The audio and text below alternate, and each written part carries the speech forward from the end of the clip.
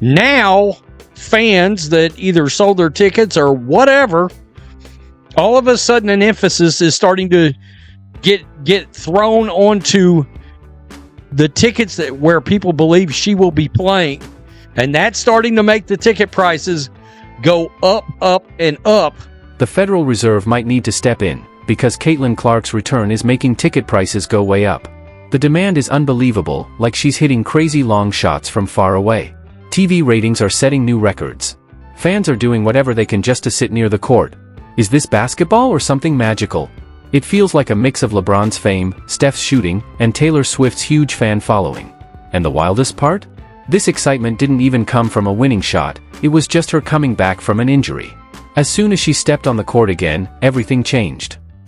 Ticket sales are down 70% in many places. The Fever played the Mystics 2 nights ago. The cheapest ticket before her injury was announced was $41, okay? The cheapest one. After her injury was announced and people knew that she wasn't going to be playing, the lowest ticket price dropped to $3. This is the CaitlinClark effect. The WNBA doesn't quite realize what they have in CaitlinClark. She is the absolute golden goose, the golden ticket. She is the pot of gold at the end of the rainbow. They must protect her at all costs. CaitlinClark isn't just playing basketball, she's changing everything: money, media, and how people see the game. The WNBA is growing, even if it doesn't fully see it yet. There's a clear difference between the time before Clark and after she arrived. Before her, tickets were affordable. Now, because of her, prices are going way up. She's taking the league to a new, more high-end level. Both on the court and off, Clark is changing the whole. Don't hate the player, hate the game she got, because she's really talented, especially for being Palangi, She's like the Stephen Curry of WNBA with the threes and stuff. Like, proven fact is, they had a game on June 7th scheduled, it was going to be Angel Reese's team, which plays in Chicago, and then for CaitlinClark's team. They were supposed to go up there playing Chicago on June 7th. First, the ticket sales were at $76 a ticket. Then after they found out CaitlinClark's not playing that game, she got injured, sales dropped to $25 a ticket. What's really causing a stir is how some WNBA veterans are reacting. They don't seem happy and might be missing the bigger picture. More fans and more money should help everyone, so why the negativity? CaitlinClark's impact isn't just about scoring 30 points. She's changing the whole vibe. She's not just one of the players, she's the star of the league right now. Even when she's not playing, people are still talking. Her merch sells out, TV ratings keep climbing, and security is tighter because the excitement feels more like a Taylor Swift concert than a regular game. This isn't just hype, it's a big shift. Ticket sales are down 70% in many places. The Fever played the Mystics 2 nights ago. The cheapest ticket before her injury was announced was $41, okay? The cheapest one. After her injury was announced and people knew that she wasn't going to be playing, the lowest ticket price dropped to $3. This is the CaitlinClark effect. The WNBA doesn't quite realize what they have in CaitlinClark. She is the absolute golden goose, the golden ticket. She is the pot of gold at the end of the rainbow. They must protect her at all costs. You can argue all you want if she's the best player in the league, but you absolutely cannot argue if she's the most important, because she is. She is more valuable than all the other players combined, and that is just a fact. Here's the surprising part. Some WNBA players seem more ready to defend a fast break barefoot than to admit CaitlinClark's impact. You'd think the league would be excited about someone bringing this much attention and energy, helping put the WNBA in the national spotlight like a point guard chasing highlights. But instead of cheering her on, a few players act like she came in, took their spotlight, and grabbed their endorsement deals. It's a weird feeling that shows the league still doesn't quite know how to handle this new kind of. NBA is now suffering a major injury as CaitlinClark is going to be out for 2 weeks with a quad injury. And the reason we're bringing this up specifically is the Clarkonomics effect to this. Obviously, players miss time all the time, but the Sky and the Fever were supposed to play in Chicago in about a week on June 7th. The opening ticket price was $86 because you have the Angel Reese vs. CaitlinClark showdown that is now box office. Yeah, those tickets are now down to $25. Down to $25 after the injury announcement. And it's supposed to take place in the Bulls Arena, the United Center, as opposed to the normal Wintrust Arena.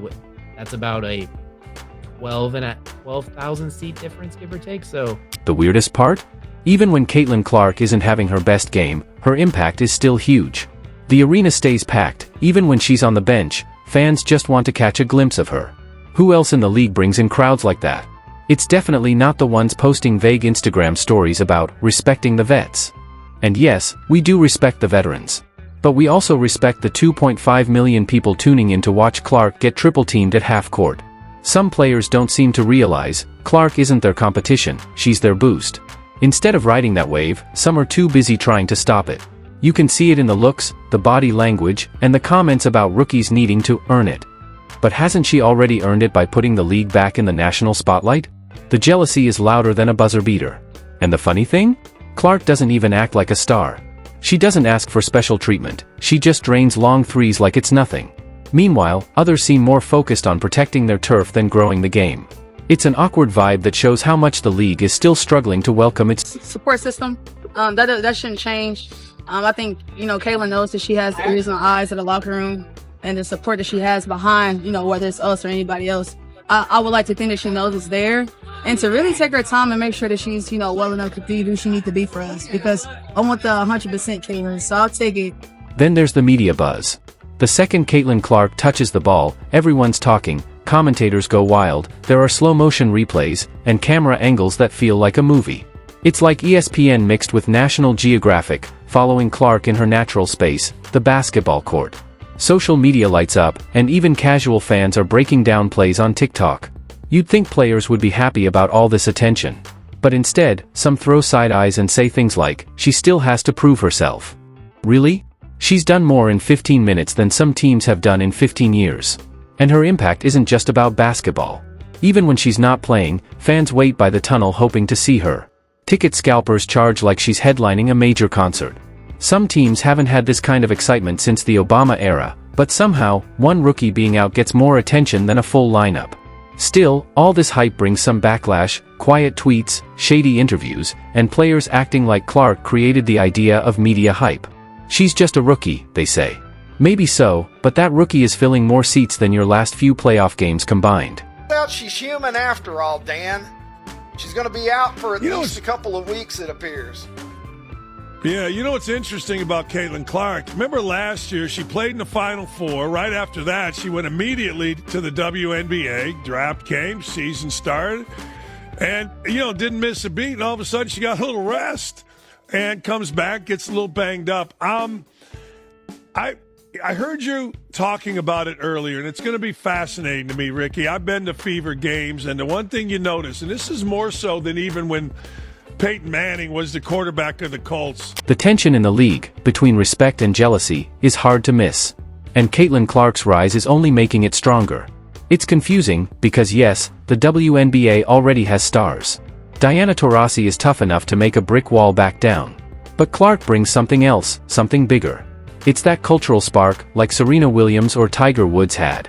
A kind of energy you can't teach, coach, or copy. And no, she's not perfect. She gets blocked. She makes mistakes. But even those moments go viral. She takes a charge, Twitter lights up. She gets hit, sports shows won't stop talking about it. She scratches her nose, blogs start asking if she's hurt. That's not just hype.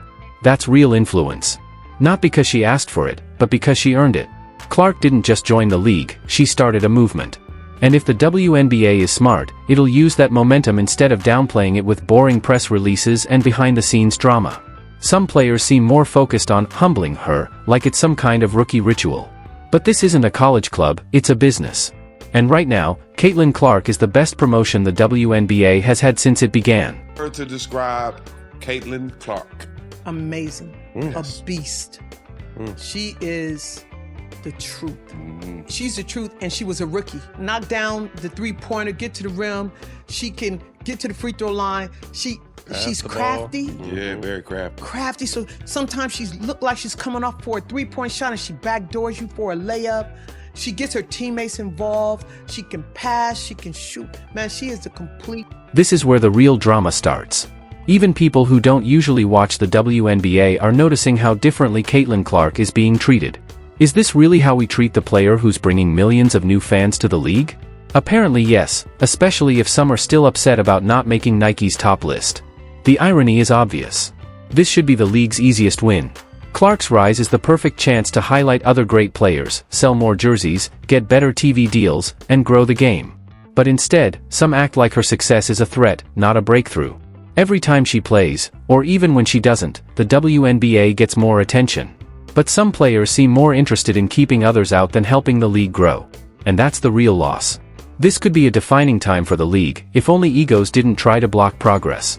CaitlinClark might be a rookie, but she already has the spotlight, the media's focus, and an estimated $50 million in marketing power, all centered around her like a pick and roll. Whether she's hitting deep threes or just sitting on the bench, the CaitlinClark effect is real. The league can ride the momentum, or get left behind. Crazy was this season versus the seasons past. Our jersey sales were up 1,193%. The CaitlinClark effect is real, and we're thrilled about it. But it brought visibility to the whole team of the Fever and to the WNBA. But if we just want to keep it in Indiana, we look at ticket sales sold out every night, over 17,000 fans in our games at home. When Caitlin announced that she was coming out into the draft on a Thursday afternoon, from that time to Sunday night, we had over 6,000 phone calls, people wanting to buy season tickets. But even something as simple as our terrific mascot, Freddie Fever, his appearance requests went up 150% this season. So you talk about the Fever, the team, which is what we've been working on,